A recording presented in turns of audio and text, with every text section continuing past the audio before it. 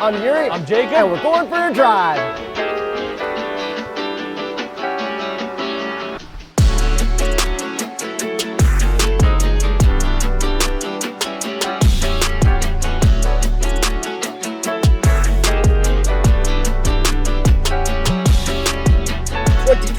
Genesis G90. Prestige all-wheel drive without launch control. Brake boost.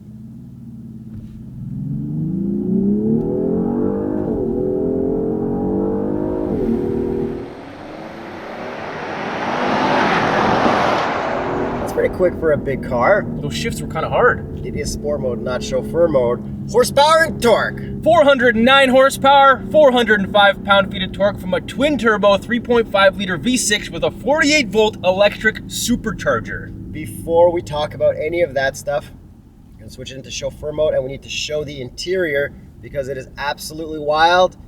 Now we got to show some more exterior because it's been restyled a whole bunch. So since we're in chauffeur mode, I should probably be in the back because chauffeur mode actually only really affects the rear passenger. What it does is it makes the suspension softer in the back, and it also makes the braking nicer for the rear passenger, which I assume just softens the brake pedal. Kind of what it feels like. Yeah, so it'll actually physically raise the back end just to, I guess, give it a little bit more bounce or something like that because this has air suspension. Yeah, this has a lot of features that the last G90 didn't have, and then there was a G90 before that. I feel like they have improved this car a little too many times in the last couple of years. But this is like a full redesign finally, and it's a massive one. All right, sport mode through cliche, traction control off. That's pretty good. It's just nice, normal. Very comfortable. And it feels natural to drive it. That's good. Yeah, I mean the transmission's not doing anything super amazing for me right now. No, so it's an 8-speed, and I think that's probably my biggest gripe with the car is sometimes it's not smooth when it's in sport mode, but you put it into chauffeur and it does smoothen it up, but it's still probably the worst part of this car. It's not that bad. It's not, honestly, like... It's not. No. I got to nitpick because this is an expensive car now. Very expensive. But it's not a fast expensive. Like this isn't comparable to a 63 or an M. No, never. Or an RS. No. Is there an RS? No, there's only an S8. Okay. And then the next thing that I want to talk about that is my biggest surprise, which makes me absolutely love this car. The seat is very comfortable for once. For you. In a Genesis. Every other Genesis, it has felt like there's a pressure point in my spine on the seats. This one, not at all. 10 out of 10. Absolutely love it. Yeah, these seats are really comfortable. And then we also have very, very good massages. They are intense because most cars, they kind of have this like, oh yeah, kind of like a little poke you in the back. This is like a serious poke you in the back. Front and back. Yes. Front and back also now has soft closed doors. And to open those doors, you can open them electrically assisted. But to close those doors, you press a button and they fully close by themselves. Yeah, it's really, really nice. Like you can push the button on the door in the front or whatever, but then there's also the button on the inside to push. And I think the reason that there's a button on the outside is so when you get out, you can push that and walk away instead of going around to the outside of the door and touching that, because that's not very luxurious. But your chauffeur would be doing that anyways, so that is very luxurious. And this is kind of like a Rolls-Royce and a Maybach now because it does all that crazy stuff that those do, and then you can also tie it to the brake pedal just like on a Tesla. So if you just get into the car, put your foot on the brake, the door will close. It's very luxurious. It's hard to remember to do that in a non-Model X. And while you're sitting in here with your fancy soft closed doors that automatically close, you're staring at this forged carbon that looks incredible. Yeah, and it pops so much, I think, because compared to a Lamborghini, which would have it, this has a lot more surface that's showing, where a Lamborghini would be like smaller and sharper and like more hidden. And angular and everything. Like the way that they position this with the sun, it really, really pops. And then we also have this kind of like metallic inlay on the doors. Yeah, and then there's going to be really cool ambient lighting and everything, but like just this forged carbon looks amazing. And then we got a cool color interior. There are a lot of different colored interiors that you can get. It's not just going to be a boring black only car. And then the way that they designed the dash kind of with the infotainment looks very interesting. It's different. It's kind of like LC 500, how it's got like the thing that comes around and the knobs up on it. But it's nice that, you know, this is one kind of big screen, but this breaks it up. It looks cool. Yeah, for sure. So then one of the things that I really love about this is our infotainment is a rotary dial controlled. It is also a touch screen. It's got so many hard buttons for everything. It's pretty much perfect. Yeah, way better than sitting and trying to manipulate all of the features in an S-Class. Like, way better. Yeah, like not a fan of like where Mercedes is going. And then if you look where BMW is going, they're getting rid of hard buttons too. So that's also failed. It's like those companies are going log off. And then Genesis is like, oh, let's just do the good thing. Let's take the best parts of what Mercedes and BMW used to do and put it in here, because it's really good. Like, we have that same kind of touch thing like BMW has, and it works really well here as well. For the climate? Yeah. Yeah, and then we also have a really good sound system, which is really good for playing SiriusXM.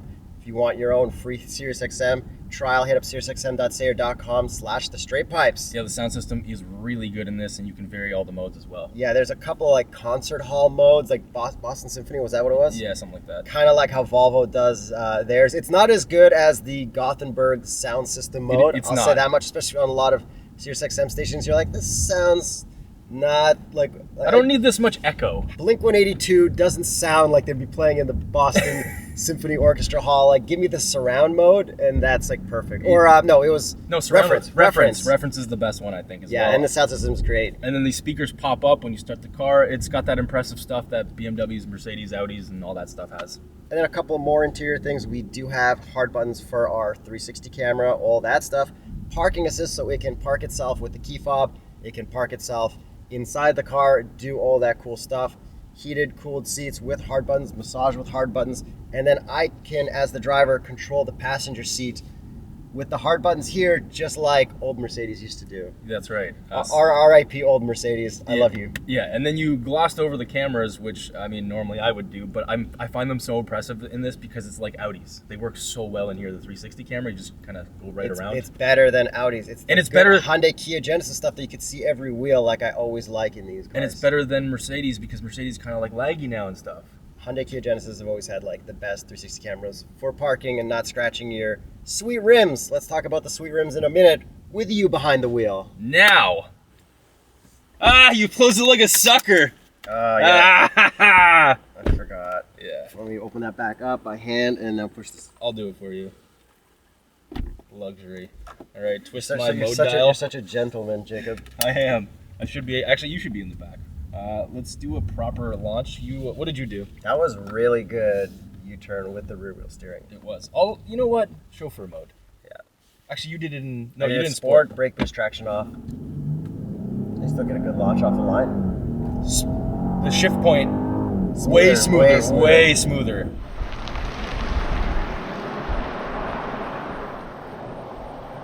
Honestly, don't even bother driving this in sport. Chauffeur, comfort, or eco. Yeah, well, I think chauffeur is probably the most comfort. For the rear passengers, though. As the driver, probably comfort.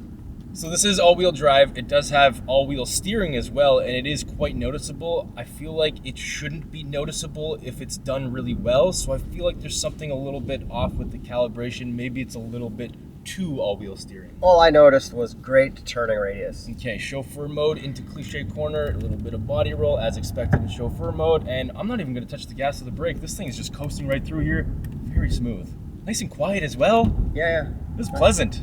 I get a good amount of body roll. It's not doing the counter body roll like a Maybach would, but I don't really expect that in this. Okay, so now let's talk about those gorgeous wheels, because they look amazing. Yeah, great wheels. Genesis has always had really nice wheels, and this is no exception. Yeah, the other ones you can option are also pretty good, but these are the best looking ones, I think. And what would be the Continental recommended tire for a G90? The Sport Contact 6.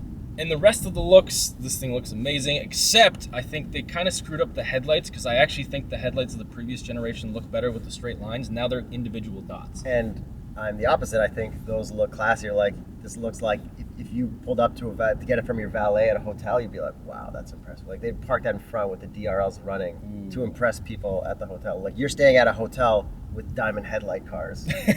Yeah, but then your chauffeur should be picking you up anyways. But I guess you'd also get picked up with the valet. I don't know. I'm not rich. I don't know how chauffeurs work. We don't either. People with chauffeurs, please let us know. Do they live with you? Do they show up in their Corolla to your rich people house and then leave it there and leave oil stains in the driveway? Like, how does it work? Have your chauffeur/butler type a comment out for you. Yes, while they're parked waiting for you to get picked up from Harry Rosen or something. But the main reason why I don't like the headlights the way they look is because the side, what are those called? The side markers. Lights. Yeah, they don't match anymore, where they used to match. Oh, yeah, you got a point there. And then the taillights look really, really good. But they also don't match because they're like razor thin, and nothing anymore is razor thin. I think it's cool because it's 2 lines, and I don't think I've seen a 2-line rear taillight before. But I think they are kind of S-Class now with like the way they come in when they're on the brakes. But don't get me wrong, they look good. Looks great. Great. I just feel like it's kind of mismatched now. Okay, how about our exhaust tips? They kind of look like the front end with that massive grille. All right, let's listen to it from the outside. And then this front end, there's no license plate on there. I think once you put a plate on the front, it's going to completely ruin the looks. So the next thing that they also changed, side profile, the door handles are actually in the doors now, so they pop in and out like a Range Rover. That's very luxurious. It is, and it hasn't broken on us, which is really nice as well. It's nice when features work. Unlike a Range Rover. Exactly.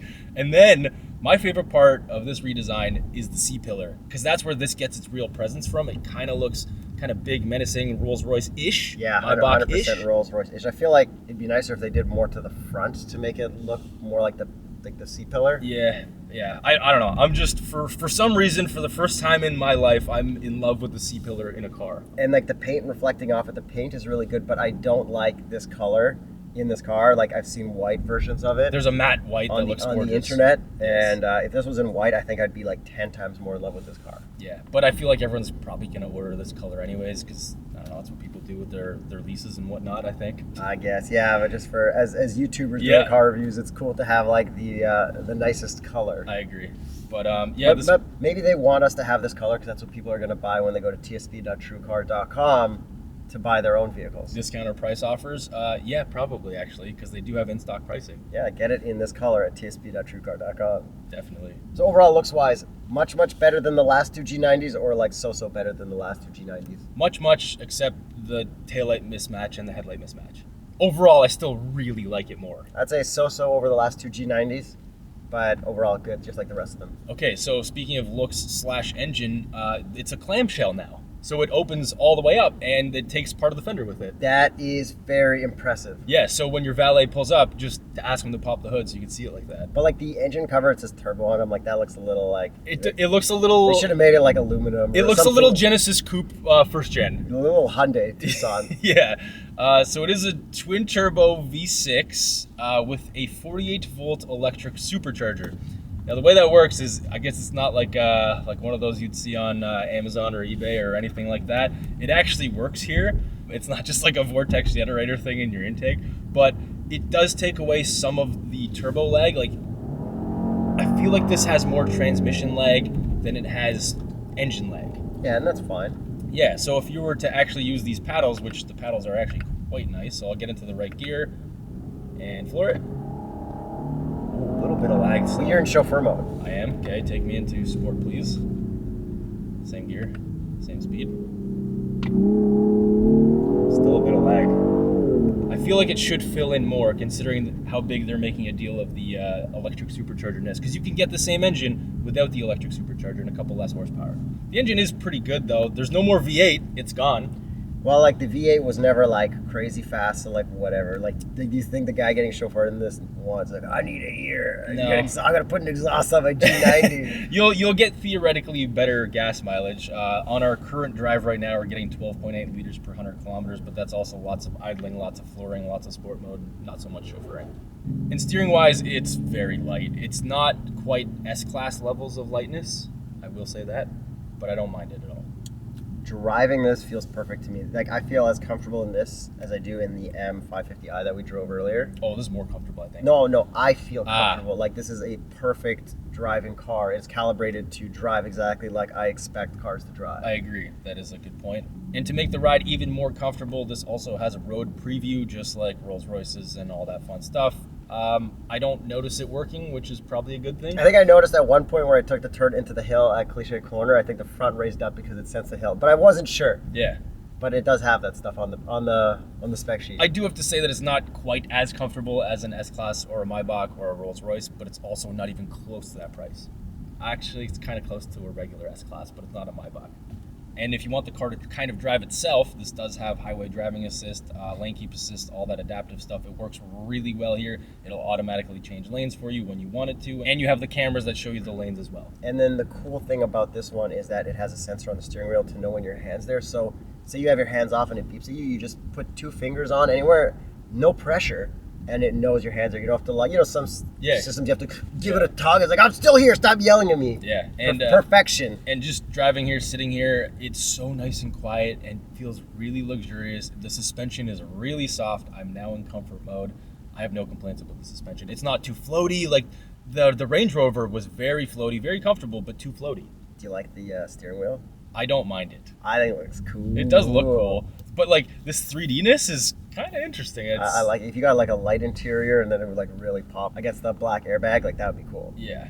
So let's talk a little bit more about the back seats. So we do have peasant blockers back there. I can control them from the driver's position, and then we also have the rear one, which I just pressed this button over here, and a burgundy shade, because this burgundy-ish interior pops up. It's not black. 2 sunroofs. Yeah, 2 sunroofs. Makeup mirror back there. You can control everything back there. You have your own little tablet back there, which controls all your comfort it's not a settings. tablet, it's a screen. Because like the BMWs have like just an Android tablet that pops up. This doesn't pop out. Right. This stays there like it should. True. And then we have cup holders back there, cup holders up here. They pass. Yeah. Pass fine. We should do visors. Yeah, we should. Burgundy visor test. Like suede too. 3, 2, 1. Full pass. Great job. And they also have in the back a rest button that you have to hold. I feel like that's the least luxurious thing because you have to hold it unless there's a way that I haven't found that you can just press it. Put you in the full recline. Yeah, but it's nice that they have it on the door and on the screen in case the screen isn't working or something like that, but we haven't run into that. The only thing I don't like is that you can control your radio and stuff with the buttons there, but you can't jog the rotary dial. You can only twist it, and then you have to look at this screen to see it. Like the radio stuff doesn't show up there. Yeah, but it's nice when you put it in the rest position is that I kind of fit back there. My legs aren't exactly supported, but it's nice that I can just kind of comfortably have my legs against the front seat, and the front seat dips really low, so as the driver, as the chauffeur, it's not in your way of the mirror and stuff. That's good. You don't want to ruin your chauffeur's drive while you're in the back seat as precious cargo. Exactly. And taking more features from BMWs, this also has Mood Creator, which is kind of like BMW's Vitality Mode, because it literally actually has Vitality Mode. You got to vitalize yourself in every car. Yes. But it also has other modes as well, and it just kind of changes the music, pumps up the air, and all that fun stuff. And we also have fragrances, again, like a BMW and a Mercedes would have. Yeah, not something I would ever use. No, I actually hate scents and stuff like that. Yeah, I don't know. Is there a good scent you'd like? I don't know. I like lime and like lemon scents. That to me is like nice and refreshing. And then our shifter is just a normal shifter. Are you upset that it's not the spinning globe from the G70? No. Or was it GV60. Yeah, I'm not upset by it at all. And I haven't actually tried to use the wrong rotary knob in this car ever. So that's good. And it does have like a fingerprint reader, so it can like get your profile and all that stuff. And it has like apps that connect to it, but like we don't need to connect our apps to it. So with all that out of the way, I think it's time we get to the price. $115,000 Canadian. I think that's a pretty damn good price. You didn't say it's a lot of money. No, because I mean it is a lot of money, but everything's a lot of money these days. Yeah, I think I guess that's a fair price for what it's competing with. It's just that in my head, the nameplate, the imagery of this car hasn't gotten to S-Class 7 Series yet. It hasn't. I think it competes with them. Feature-wise, it kind of blows them out of the water for the price. But once everything goes full electric, like as fast as that GV60 was, yep. This thing is going to be like the electric Genesises are going to be able to compete with the electric Mercedes for sure. Yes, and the electric Mercedes are hideous looking. And the electric Mercedes doesn't drive well because that's weird brake pedal. Yep. So I think once everything goes fully EV, Genesis is just going to destroy Mercedes. So let us know what you guys think of this new updated G90. We're as surprised as we were. Yeah.